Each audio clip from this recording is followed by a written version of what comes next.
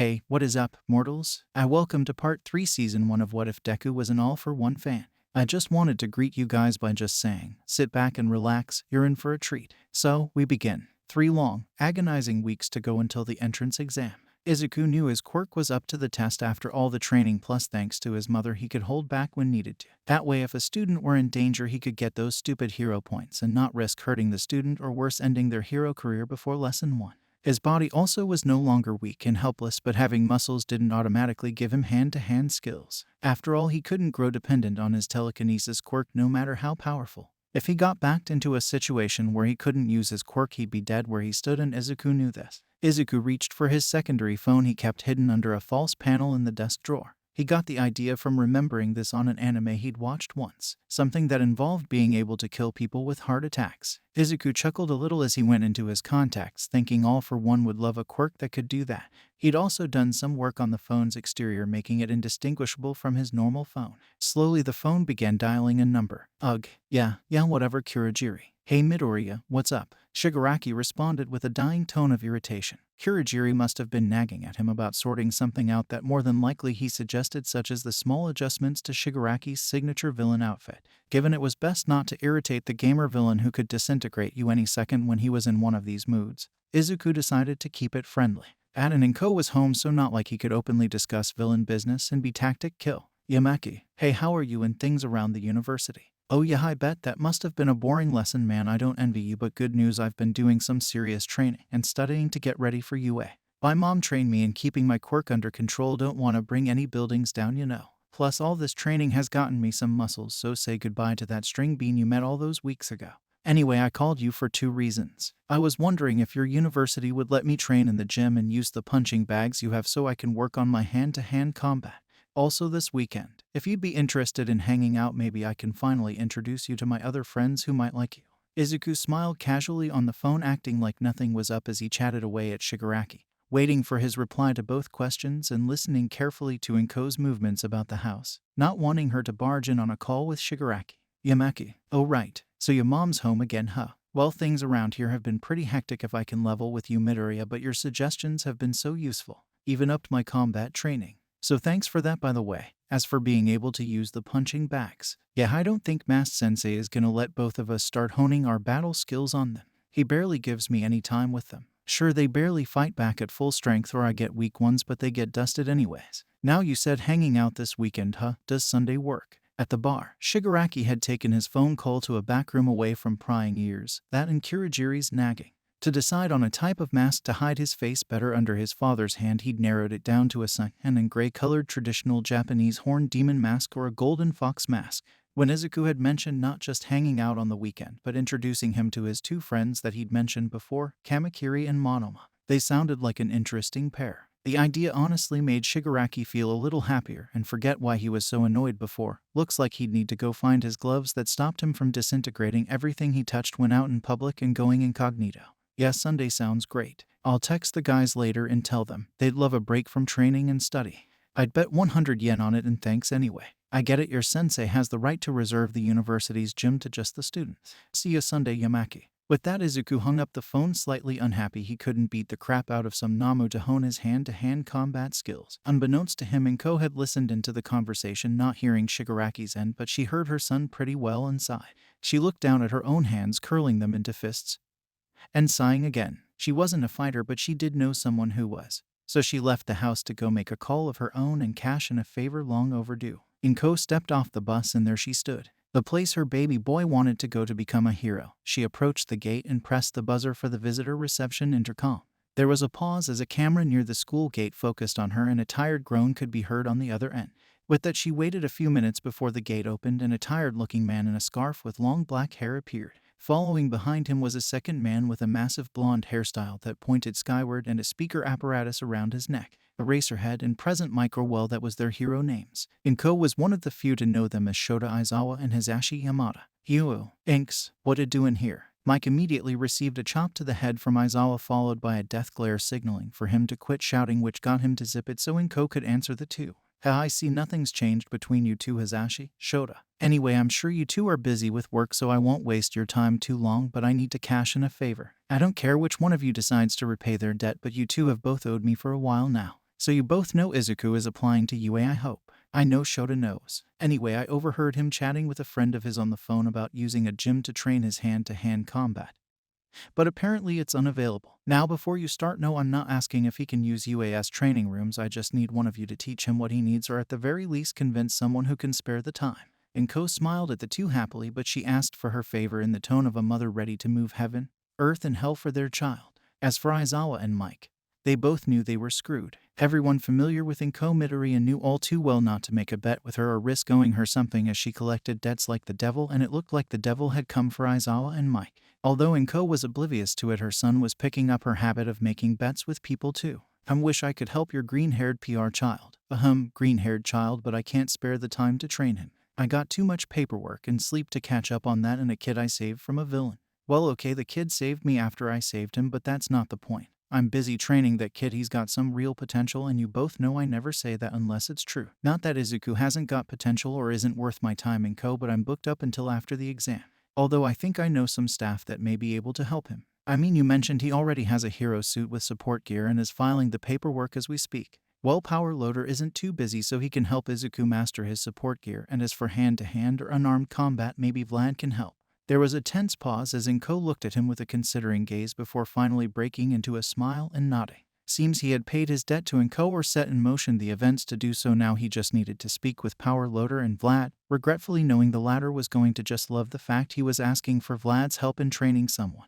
Mid-roll, D&D channel. Before we get back to the video, I'd like to talk about our new channel, Celestia, our channel dedicated to all things Dungeons and Dragons. Currently we have a series breaking down the different spells in D&D, and soon we'll be starting some new series as well. So if you're a fan of D&D or have an interest in learning about it, check it out. Additionally, if there is something you've always wanted to see get made into a video, head over there and leave a comment mentioning it. The days passed as Izuku had finished writing up his request form to use his hero suit and gear in the entrance exam. He had his new master to thank for letting him know that UA had a system to allow individuals with hero suits and support gear to request permission to use it in the entrance exam, provided they could write a detailed request form detailing support gear capabilities and details on the hero suit. Little to say, it took him a good 2 days to fill out and send it to UA. Now usually it takes about 3 days or more to come back, but instead Izuku received a call from his mother while he was in his room doing his Wednesday revisions of the written exam subjects. Izuku was called down from his room to the living room only to be greeted by a sight. He was initially caught off guard by two men, no two pro heroes, Vlad King and Power Loader. After some much needed explaining, Izuku had learned they'd come to firstly inform him he had the go-ahead from Nezu to use his hero suit, and if Power Loader was satisfied with how he can use it, his support gear too.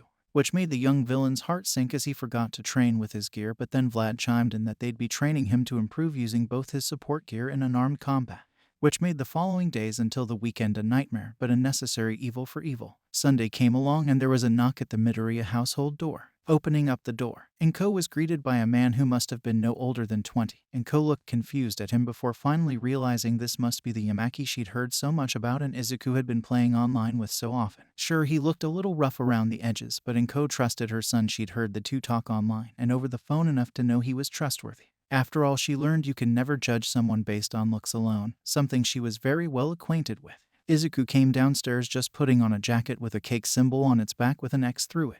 She didn't get the reference, but this Yamaki boy seemed to find it funny as they left. So you two are Midoriya's friends? He told me a bunch about you both got some cool quirks. I bet you kick some serious ass if you ever wanted to. Anyway, I'm Yamaki. Sorry if my looks are a bit off-putting. My quirks to blame, they're combined with stressful gaming.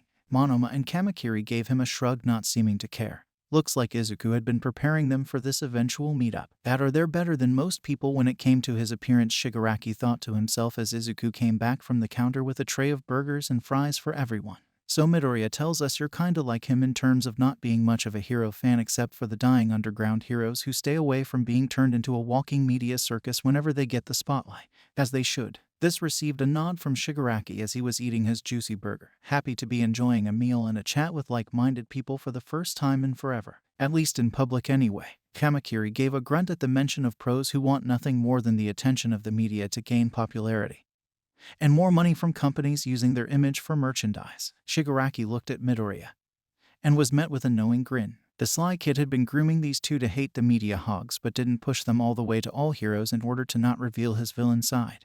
How long had he been doing this? Surely longer than he's been a member of the League of Villains. Then he saw Midoriya give him a nod with that sinister smirk. That same one he wore after tearing a Namu into tiny chunks. This must have been why he wanted him to meet his friends, because after their food Izuku stood up and asked the group to follow him. Then they were at an all too familiar alley, one that was once stained with sludge and blood, and where Izuku took his first steps to meet All For One. Alright, I know you both can see through my act, so quit pretending. You've both known me long enough and been my best friends since day one of middle school, not to mention you're both smart enough. I'll come clean right here and now to all three of you. I'm a villain and I plan to use UA to make me even stronger before I step from the shadows and reveal myself. Now you two hate those attention hog heroes, but sadly I gotta wake you up more. The underground heroes are no better, just in a different way. Ever wonder why they avoid the media, and sometimes villains or vigilantes just get reported deceased but never have a name or reason for the death? No? Well, let me shed a little light. Over 80% are killed by underground heroes or are covered up by the commission, so it may be even more than that. Can you honestly look me in the eyes and say you're okay with that? No hero actually cares about the villain or vigilante. All they see is a paycheck that they have to kill or beat up for the cameras to get paid.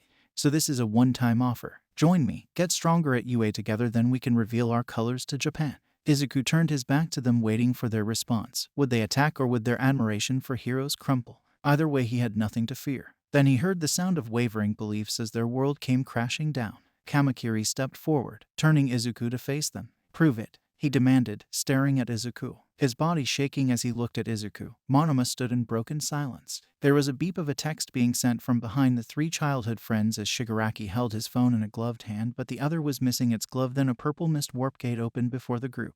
You seek the truth and proof. Follow me to the other side if you three are brave enough.